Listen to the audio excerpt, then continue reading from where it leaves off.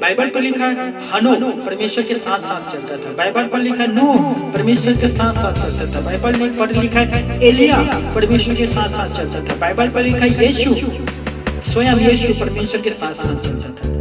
याद रख लीजिए, यदि आप पवित्र शास्त्र बाइबल के वचन पर नहीं चल रहे हैं और परमेश्वर के नाम ले रहे हैं तो परमेश्वर के नाम व्यर्थ ले रहे हैं।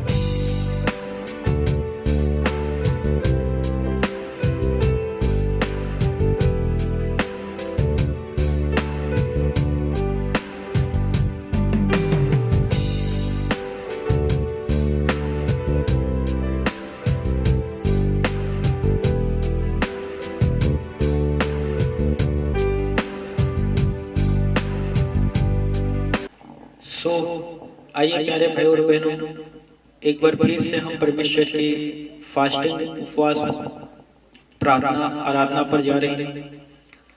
हमारे साथ मिलकर एक मन होकर हम महिमा करेंगे, खुदा का इबादत करेंगे, उसके नाम को ऊंचा उठाएंगे।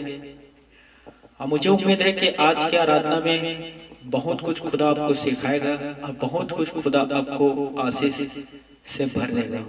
आइए दोस्तों, एक मन होकर हम परमेश्वर की महिमा को करते हैं। थैंक यू लॉर्ड, आसमानी पिता परमेश्वर खुदावन, जो आराधना गीत को हम आपके लिए गाने जा रहे हैं प्रभु, उस पर हमें आशीष दे खुदा। तेरे पवित्र आत्मा की हुजूरी से होकर हम उस महिमा को करने पाए पिता परमेश्वर, जो तुझे भाता है। हम सभी को आशीष दे प्रभु। Thank you Lord.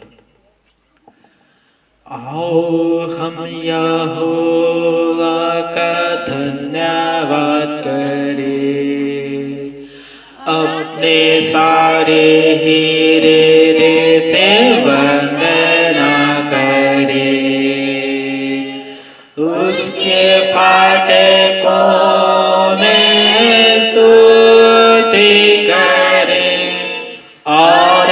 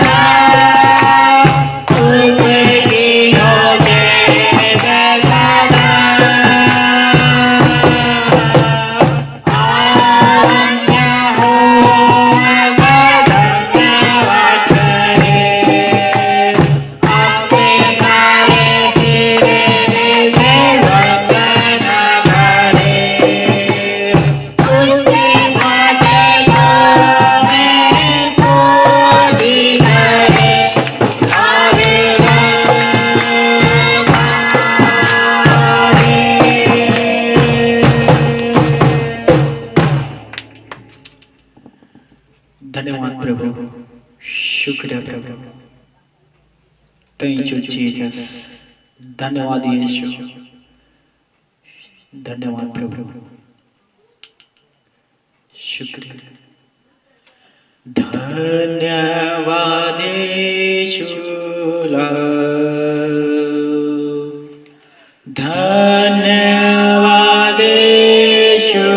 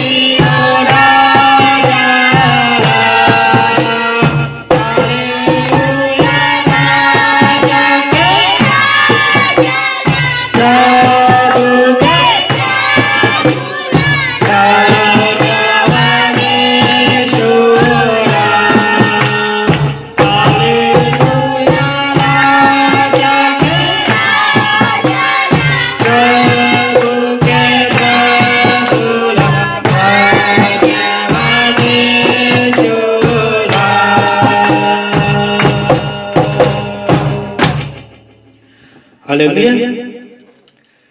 राजा के राजा ला, प्रभु के प्रभु ला, धन्यवाद यीशु ला। हालेलुया, धन्यवाद प्रभु, थैंक यू जीसस, शुक्र है प्रभु आपके तमाम उस उपकार के लिए प्रभु, तमाम उन मेहरबानियों के लिए परमेश्वर पिता। शुक्र है जो अभी भी हम जीवित हैं खुदा, आपकी महिमा कर रहे हैं प्रभु। शुक्र है परमेश्वर पिता, धन्यवाद आसमानी पिता परमेश्वर, धन्यवाद प्रभु जीसस।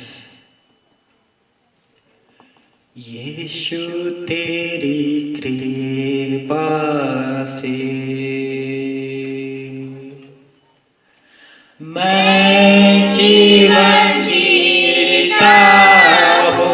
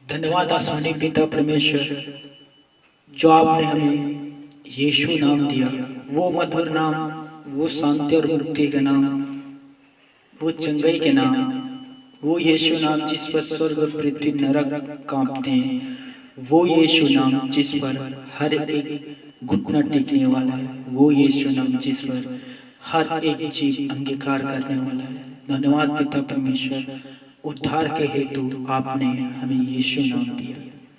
प्रार्थना करता आसमानी पिता परमेश्वर, अपने पुत्र की तुम महिमा को करता आया है, अभी भी तो अपने पुत्र की महिमा को कर खुदावन, आने वाले दिन पर भी तो अपने पुत्र की महिमा को कर परमेश्वर पिता।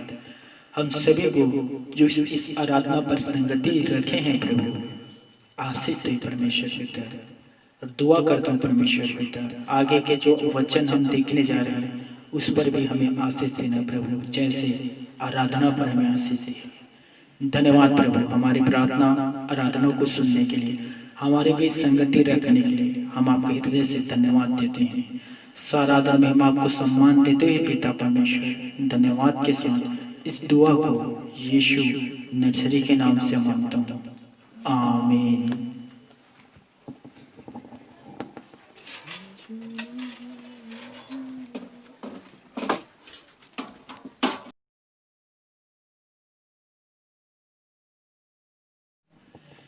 एक बार फिर से सभी को जय मसीह की।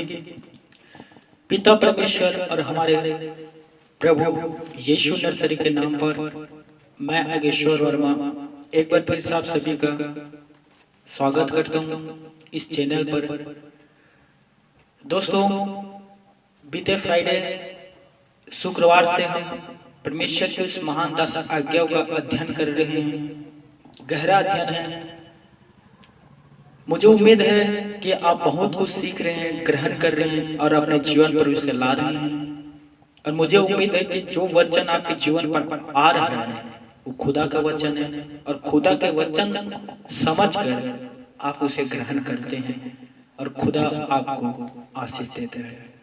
मेरे प्यारे भाई और बहनों, हर एक जो वचन है जो खुदा का है, याद रखना वो खुदा के ही वचन है दोस्तों। तो विशेष करके आप बहुत ध्यान से आज के इस वचन को सुनना, आपके कान खुले रहने चाहिए और अपने हृदय को खाली रखना कि वो वचन हृदय पर जाए और हृदय उसके द्वारा, वचन के द्वारा फल को लाए। तो चलिए निकालेंगे पवित्र शास्त्र बाइबल से निर्गमन अध्याय 20 1 पद से लेकर देखेंगे हम।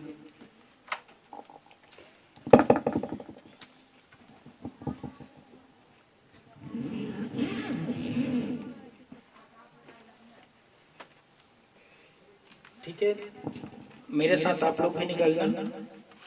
निर्गमन अध्याय 20, यहां लिखा है, आपको पढ़ना तो 27 तक है, पर मैं 10 आज्ञा को पढ़कर आपके सामने रख रहा हूं। यहां लिखा है, तब परमेश्वर ने ये सब वचन कहे, मैं तेरा परमेश्वर यहोवा हूं, जो तुझे दस्युत्व के घर अर्थात मिस्र देश से निकाल लाया है।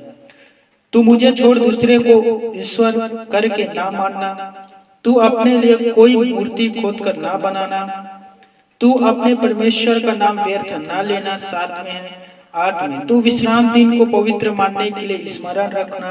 12, तू अपने पिता और अपनी माता का आदर करना। 13, तू खून ना करना, तू व्यभिचार ना करना, तू चोरी ना करना, तू किसी के विरुद्ध झूठी साक्षी ना देना, तू किसी के घर का लालच ना करना। इस तरह से 10 आज्ञा जो है खुदा ने दिया है। परमेश्वर अपने पढ़े गए वचन पर हम सभी को आशीष दे, आमीन। प्यारे दोस्तों, 2 वचन कह सकते, 2 आज्ञा हमने देख ली है बीते शुक्रवार को, जिसमें पहला था, तो मुझे छोड़ दूसरों को ईश्वर करके ना मानना। यदि अभी तक आप इस वीडियो को देखे नहीं हैं तो मैं आप सभी से रिक्वेस्ट करता हूं, YouTube चैनल पर उपलब्ध है, आप जाकर उस वीडियो को देखें, क्योंकि बहुत से ऐसे लोग हैं जो ईश्वर के अलावा दूसरे के पूजा कर लेते हैं और दूसरे के धन्यवाद कर लेते हैं, और वो कहीं ना कहीं उनके आशीष को रोक देता है। दूसरा था, तू अपने लिए कोई मूर्ति खोदकर ना बनाना। बहुत से लोग उसमें पढ़ चुके हैं।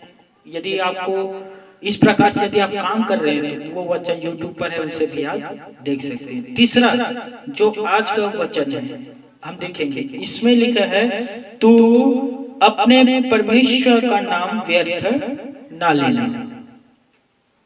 ध्यान से सुनना दोस्तों, आपने कभी सोचा है इसका मतलब क्या है? तू अपने परमेश्वर के नाम में व्यर्थ न लेना, इसका मतलब क्या है? हमें यह समझ में आता है कि परमेश्वर पिता का नाम आदर के योग्य है। पहला बात, जब भी आप परमेश्वर के नाम लो तो आदर, रिस्पेक्ट के साथ उसके नाम लो, क्योंकि वो आदर, महिमा, सम्मान का है दोस्तों, योग्य। एक दूसरे से कहना, परमेश्वर का नाम आदर के योग्य है। पिता परमेश्वर चाहते हैं कि हम उनके नाम का आदर करें, ठीक है। अब सवाल ये उठता है कि परमेश्वर का नाम व्यर्थ लेना क्या है, उसके नाम। तो हम देखेंगे, ध्यान से सुनना, परमेश्वर पिता का नाम जब हम प्रार्थना में लेते हैं, चाहे घर पर हो या कलीसिया में, तो हमें यह देखना चाहिए कि जो मैं प्रार्थना कर रहा हूं, प्रार्थना पर परमेश्वर के वचन के अनुसार है कि नहीं। जो हम प्रार्थना कर रहे हैं, इबादत कर रहे हैं, भजन गा रहे हैं, वो परमेश्वर के वचन के अनुसार है कि नहीं। यदि वो परमेश्वर के वचन के अनुसार नहीं है, हमारे जो प्रार्थना है वो सिर्फ हमारे ही विचार है, तो याद रखना वो परमेश्वर के नाम का क्या कह सकते, व्यर्थ होते हैं दोस्तों। परमेश्वर के नाम लेना। सबोपदेशक अध्याय 5 के 2 पद में लिखा है, बातें करने में उतावली ना करना, ना अपने मन से कोई बात उतावली में परमेश्वर के सामने नहीं करना, क्योंकि परमेश्वर स्वर्ग में है और तू पृथ्वी पर है, इसीलिए तेरा वचन थोड़ी ही हो। मेरे प्यारे भाई और बहनों, मैंने ऐसे बहुत से लोगों को देखा हूं जो प्रार्थना में इतना उत्तेजित हो जाते हैं, उसे खुद पता नहीं होता कि वो क्या प्रार्थना की है। परमेश्वर के वचन कहता है कि प्रार्थना करने में, बातें करने में उतावली ना करना। जो प्रार्थना पर हम जो शब्द को रख रहे हैं या हम जो प्रार्थना कर रहे हैं, उसमें हमें देखना होगा कि परमेश्वर के वचन के अनुसार है कि नहीं है। यीशु ने जो प्रार्थना करना सिखाया तो उसमें परमेश्वर की महिमा था दोस्तों। तुम इस रीति से प्रार्थना करना, हे हमारे पिता तू जो स्वर्ग में है, तेरा नाम पवित्र माना जाए। मत्ती 6 के 9 आप पूरा 11 पद तक देख सकते, 12 तक दोस्तों। तो सर्वप्रथम जब आप प्रार्थना करते हो तो देखना कि परमेश्वर के वचन के अनुसार है कि नहीं। यदि परमेश्वर के वचन के अनुसार नहीं है तो आप परमेश्वर का नाम व्यर्थ ले रहे हैं।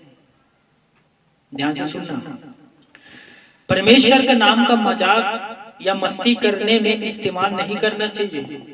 परमेश्वर के नाम को मजाक या मस्ती में, मैं कुछ बाइबल अध्ययन करने वाले लड़कों से मिला, एक बेस्ट आराधना है प्रभु का, धन्यवाद करूंगा, उसकी संगति में सदा रहूंगा।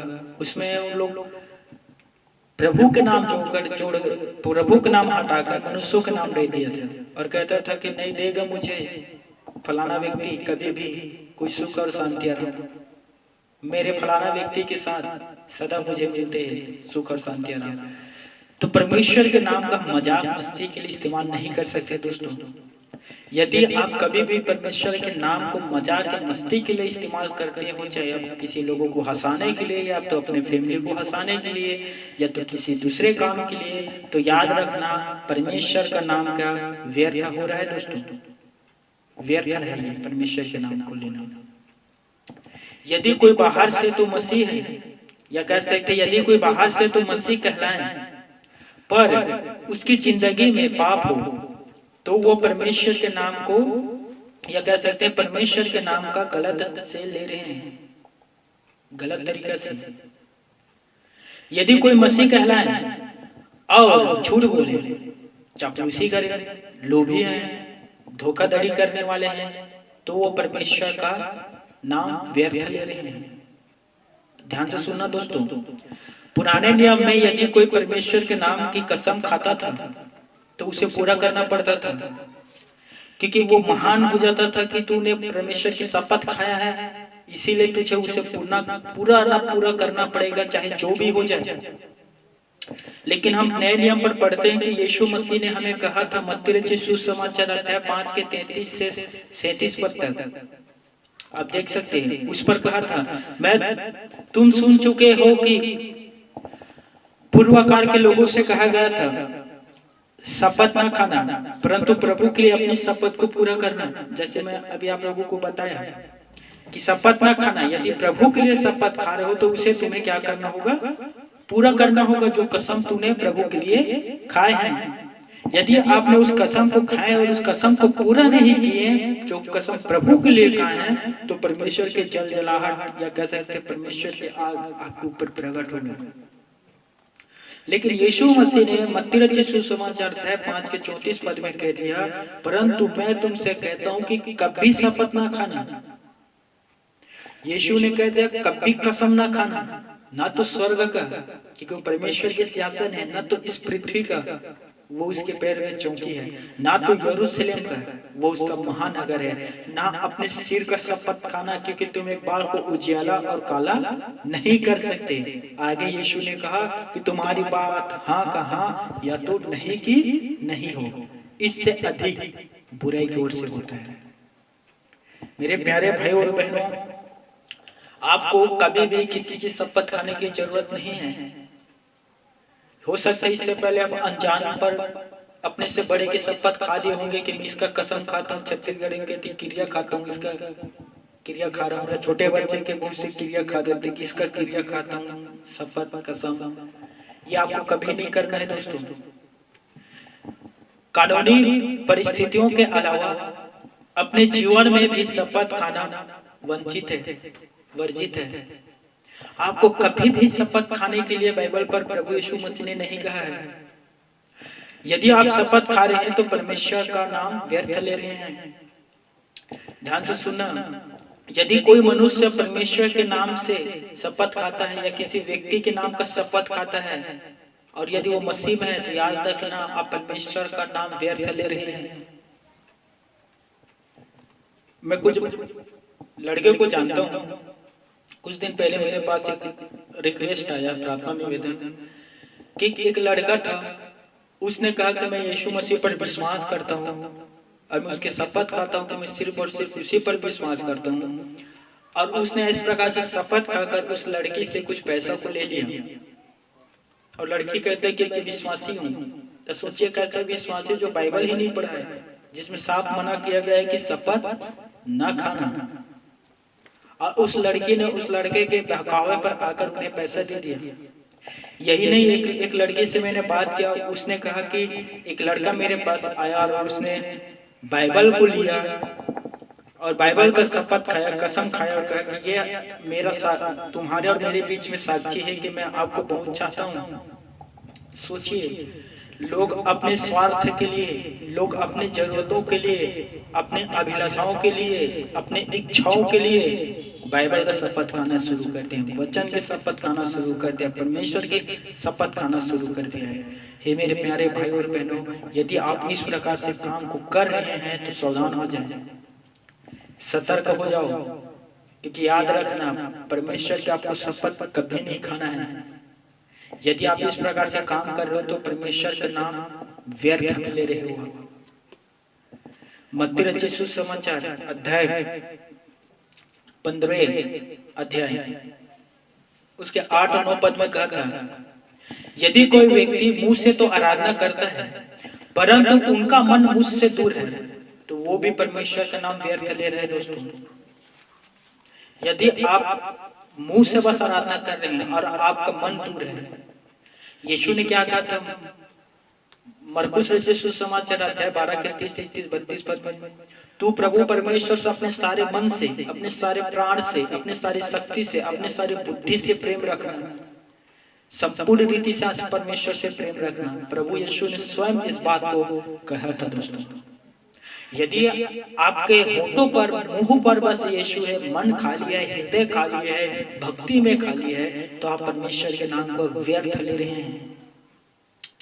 यदि कोई झूठी गवाही दे, याद रखना, ध्यान से सुन लेना, यदि कोई झूठी गवाही दे, चाहे वो मनुष्य को हो या परमेश्वर के प्रति हो। उदाहरण के लिए ध्यान से सुनना, मैं एक बुक पढ़ रहा हूँ, उसमें कुछ पुलिस विभाग में काम करने वाले भाई का गवाही है। जब वो मसीह में नहीं आया था तो दूसरे अपने दोस्त को बचाने के लिए, पुलिस को बचाने के लिए वो जाकर झूठी गवाही दे देता था कि ये मेरे साथ था, हम लोग एक ही साथ ड्यूटी कर रहे थे और ये इसने कुछ नहीं किया है, और उसके झूठी गवाही के कारण वो बच जाता था। जब वो मसीह में आया, खुदा के वचन को पढ़ा, एक दिन फिर उसके दोस्त है और कहा कि आज फिर से झूठी गवाही दे दे, मैं बच जाऊंगा, मेरे साथ मैंने कुछ गलत किया है। उसने जाकर झूठी गवाही नहीं दिया, उसने कह दिया कि मैं प्रभु यीशु मसीह को मानता हूँ। उसने कहा कि झूठी साक्षी गवाही ना देना, मैं झूठी गवाही नहीं दूंगा। उसी दिन उसके दोस्त नाराज हो गए और उससे बात करना छोड़ दिया। अब आते हैं परमेश्वर के विरुद्ध झूठी गवाही देना क्या होता है।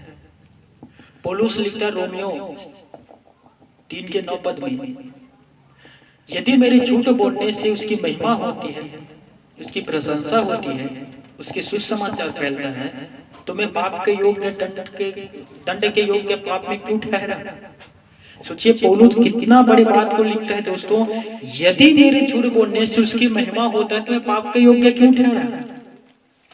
बहुत से मैं लोगों को जानता हूँ, बहुत से, ध्यान से सुनना, अब दिमाग हमारे वचन के तरफ रहे दोस्तों, बहुत गहरा बात बता रहा हूं, क्योंकि मैं ऐसे लोगों को जानता हूं, ब्रदर्स एंड सिस्टर, भाई बहन को जानता हूं। मैं उन लोगों से कहता हूं दोस्तों, ध्यान से सुनना है आप, जो खुदा की झूठी गवाही देते हैं। झूठी गवाही का अर्थ क्या होता है जानते हो? ध्यान से, पीछे वाले साथ रहो, पीछे वाले साथ रहो। झूठी गवाही का अर्थ क्या होता है, ध्यान से सुनना।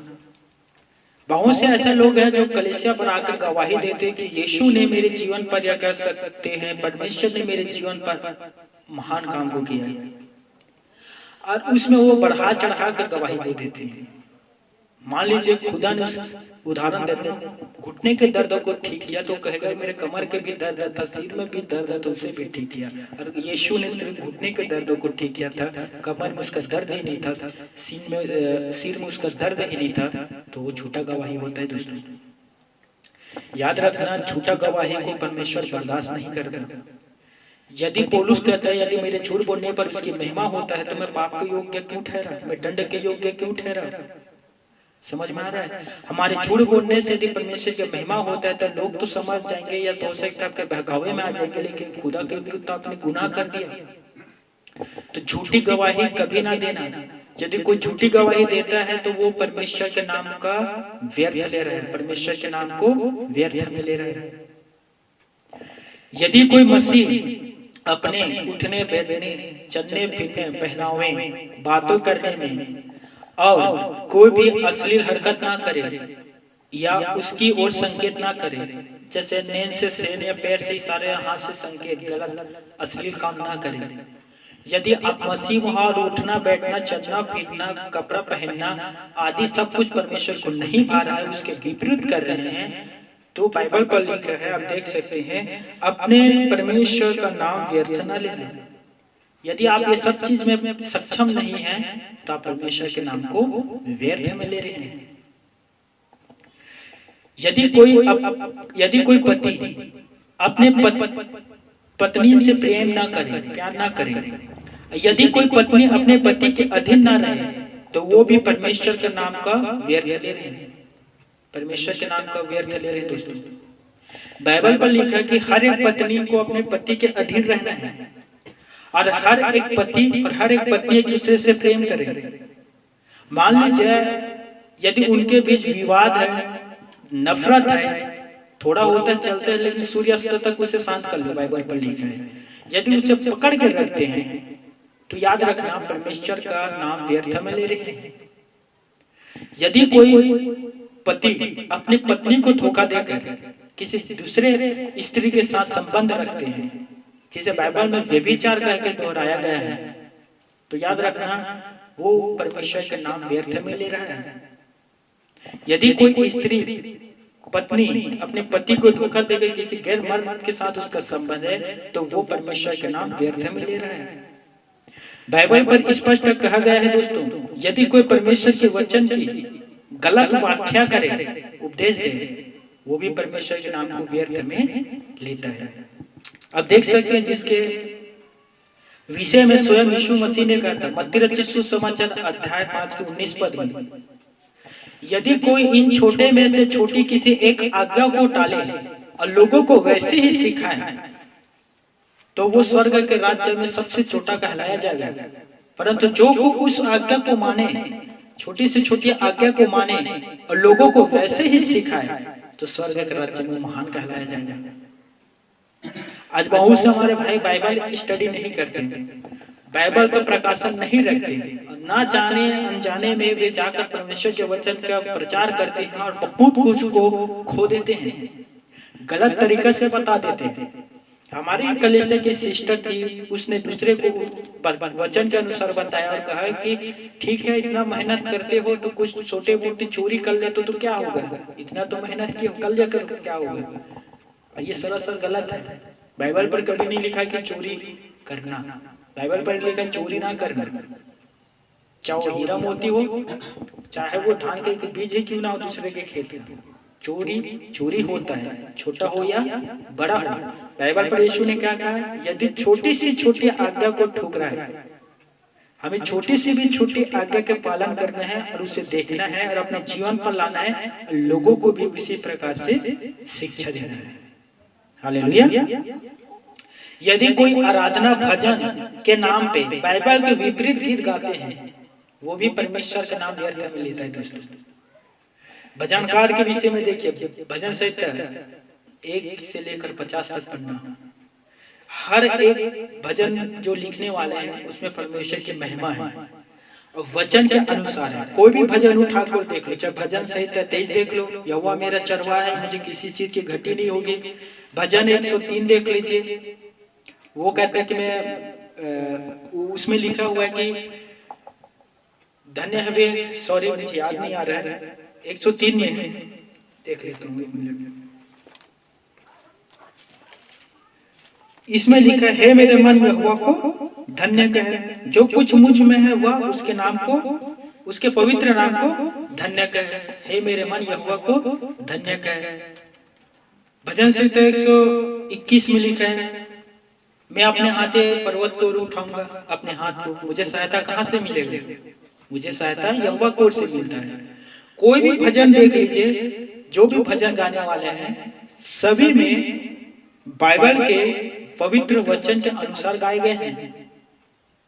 यदि आपके भजन गाते हो, बहुत से भजन आ गए मसीह जीवन पर मिलावट करके, जिसमें खुदा का नाम नहीं रहता आदि प्रकार से, वो परमेश्वर का नाम व्यर्थ में लेता है।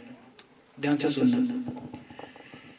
यदि कोई लोगों से झूठ कहकर पैसा लेता है कि मैं तेरा ये काम है, ठीक है मैं कर दूंगा, इतना पैसा दे दे, आदि प्रकार के झूठ, आप जानते हो, घूस भी लेना टेबल के नीचे से, या किसी गरीब के साथ अन्याय करके पैसा लेना, जिस भी प्रकार से क्यों ना हो, यदि झूठ कहकर वो पैसा लेता है तो परमेश्वर का नाम या परमेश्वर का नाम का व्यर्थ में नाम लेता है, परमेश्वर का नाम व्यर्थ में लेता है। मेरे प्यारे भाई और बहनों, याद है जब यीशु मसीह जब इस संसार में था, उस समय शास्त्री फरीसी कैसे लोग थे, ये बाहर से कुछ और अंदर से कुछ लोग थे। आज भी यदि आप मसीह में हो, बाहर से कुछ हो अंदर से कुछ और हो, तो आप परमेश्वर का नाम व्यर्थ में ले रहे हैं।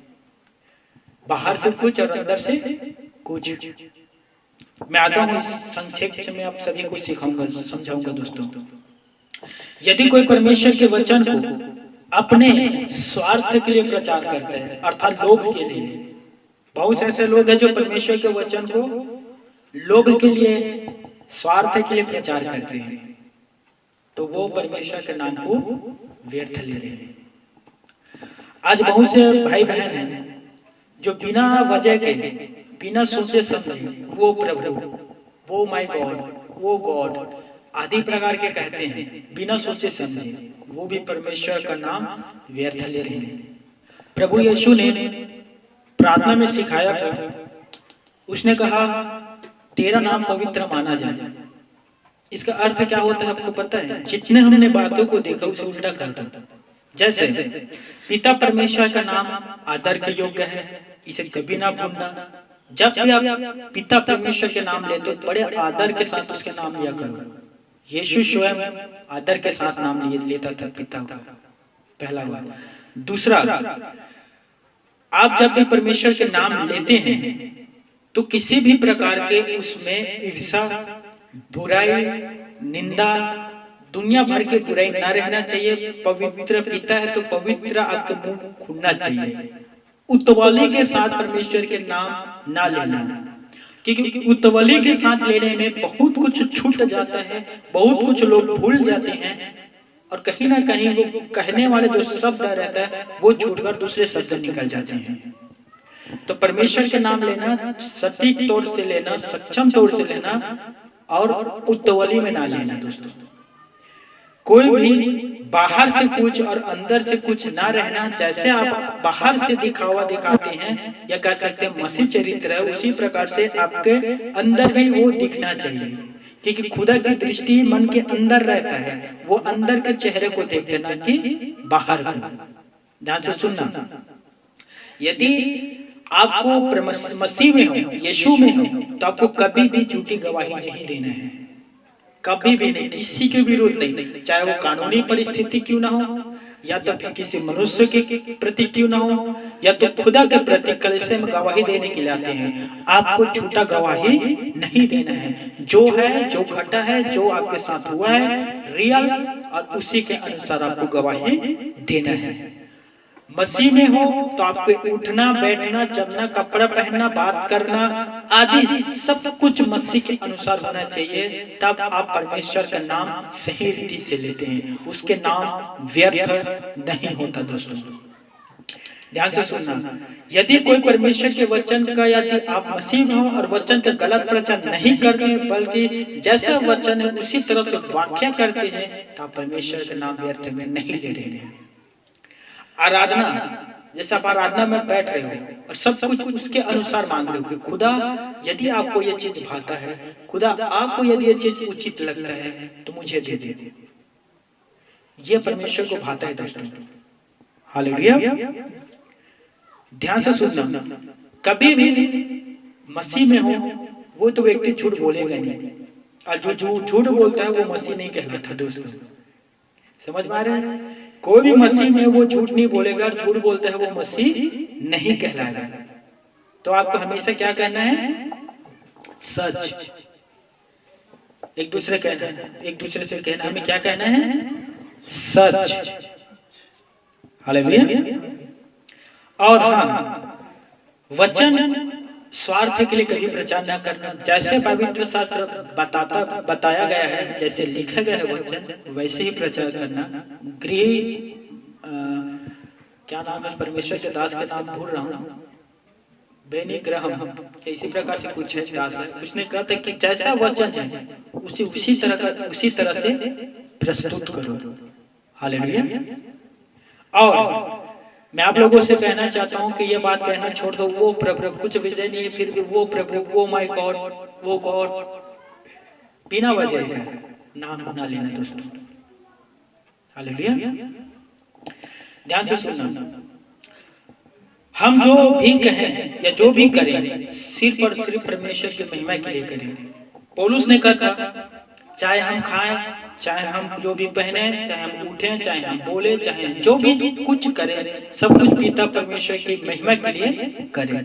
पहला कुरिन्थियों अध्याय 10:31 में कहा गया था। दोस्तों, आप लोग को बड़ा ध्यान से इस बात को सुनना होगा। देखिए, जब हम यीशु के चरित्र को देखते हैं, उनके जीवन काल को, तो देखना कितना आदर्श में जीवन जिया। दोस्तों, परमेश्वर पर आश्रित था, चरनी पर जन्म लेना, गौशाले नहीं, जो परमेश्वर ने नियुक्त किया था।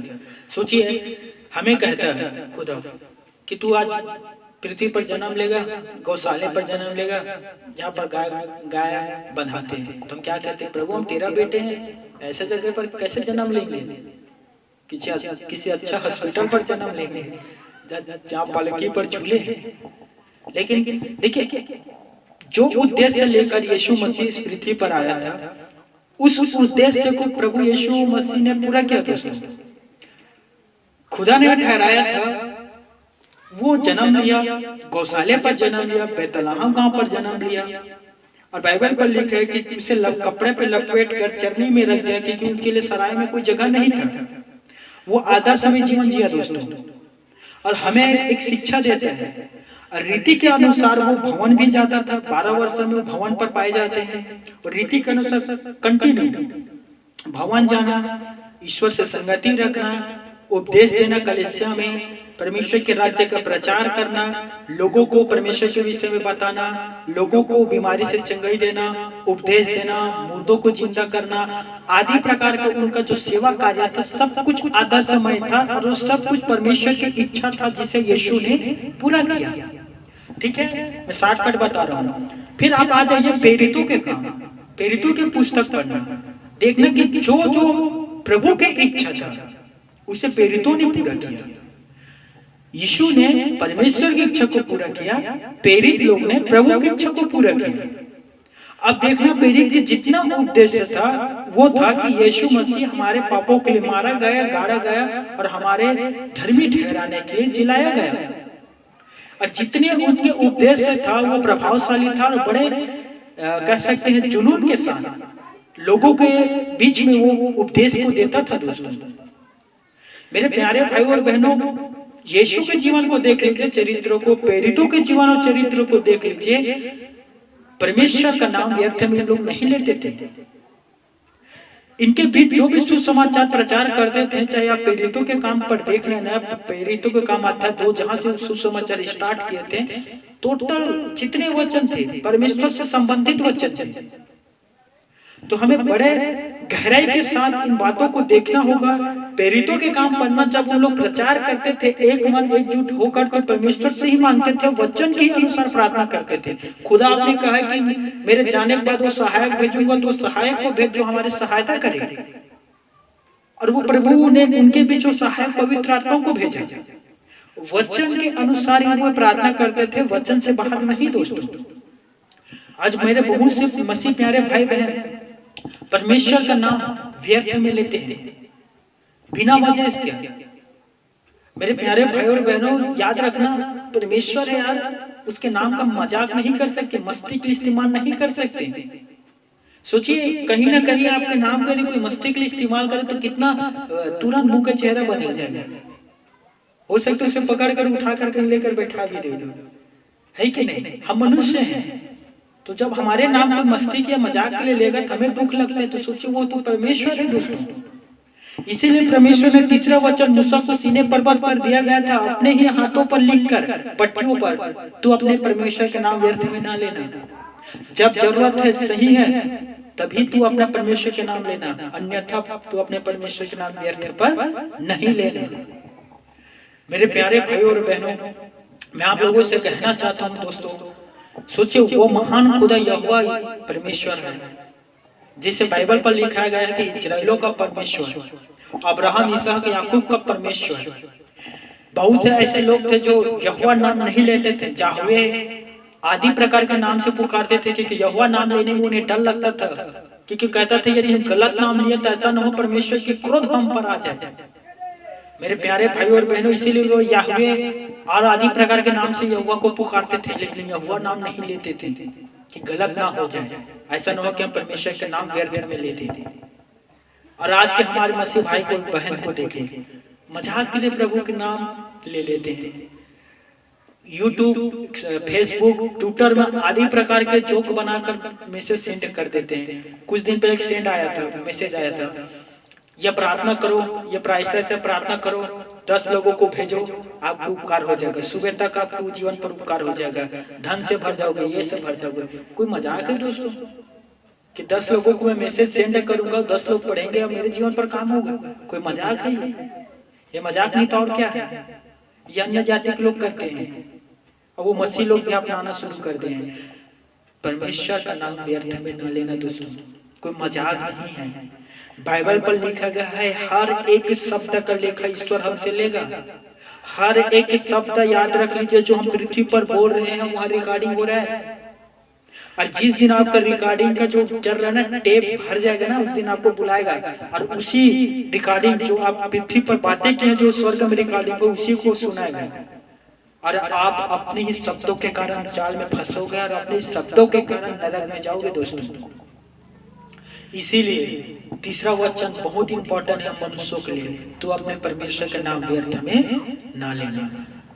आज से संकल्प ले लीजिए कि हम जब भी जरूरत पड़ेगा सही तभी हम परमेश्वर के नाम लेंगे, अन्यथा परमेश्वर के नाम नहीं लेंगे। यदि कोई मजाक कर रहा है या कोई बिना वजह के परमेश्वर के नाम ले रहा है, बिना सोचे समझे परमेश्वर के नाम ले रहा है, उन्हें सावधान करना और कहना निर्गमा अध्याय 20 के 7 पद देखें, तो अपने परमेश्वर के नाम व्यर्थ में ना ले।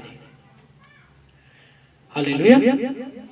मेरे प्यारे भाई और बहनों, मैं आप सभी के लिए प्रार्थना करने जा रहा हूं। यदि अभी तक आपने इस प्रकार का काम किए होंगे, परमेश्वर का नाम व्यर्थ में लिए हैं, अनजाने में लिए होंगे, मेरे से भी हुआ था। मुझे याद है जब मुझे लगता है 2 या तीसरे बार होगा, प्रार्थना सभा में गया था बिलासपुर में, चर्च पर गया था और मैं बैठा हुआ था कुर्सी पर, तो मैंने वहां भी एक परमेश्वर के नाम व्यर्थ में लिया था। मैंने कहा, हे परमेश्वर, यदि तू मुझे चंगा करता है, मुझे एक नया पैर देता है और मैं चलता हूँ, छत्तीसगढ़ी में ना कहा था, दाई की क्रिया अर्थात दाई के कसम खाता हूँ, जीवन भर में तुझे ही मानूंगा। और वो शपथ खाया था वहाँ, जो बाइबल पर सरासर कहा है कि शपथ ना खाना। मैंने वहाँ परमेश्वर के नाम व्यर्थ में लिया था, अनजान था दोस्तों। यदि आपसे भी अनजान में परमेश्वर के नाम व्यर्थ में लिए गए होंगे, तो आज उसके लिए माफी मांग लीजिए, ईश्वर आपको क्षमा करेगा। और आगे आप सावधान रहना, प्रार्थना में वही चीज मांगना जो परमेश्वर और आपके लिए उचित है, जो बाइबल के वचन से संबंध रखते हैं। प्रभु ने कहा था, दुआ करना आज की रोटी हमें दे। सुलेमान कहता, मुझे ना निर्धन बना ना तो धनी बना, लेकिन प्रतिदिन की रोटी मुझे दे। हालेलुया। वो धन दौलत के वर्षा करके नहीं, ध्यान से सुन लीजिए, आज की रोटी हमें दे। इसी तरह से आप भी दुआ करना दोस्तों। हालेलुया। तो मैं आज सबके लिए दुआ कर रहा हूँ, यदि आपने परमेश्वर के नाम व्यर्थ में लिए, आज ही पश्चाताप करें, माफी मांगे।